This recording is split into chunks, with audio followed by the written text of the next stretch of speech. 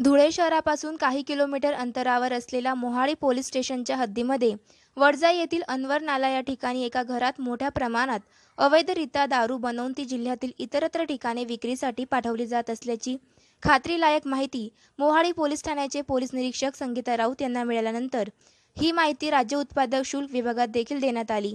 त्यानंतर मोहाडी पोलीस ठाणे व राज्य उत्पादक शुल्क विभाग अशा दोन्ही विभागांनी संयुक्त केलेल्या कारवाईमध्ये माहिती मिळालेल्या ठिकाणी तब्बल 400 लिटर स्पिरिट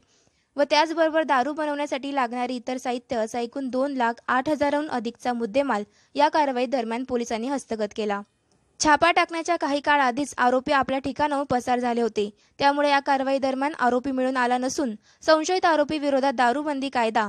1949 अन्वये गुन्हा दाखल करण्यात आला असून पुढील तपास मोहाडी पोलीस करीत आहेत।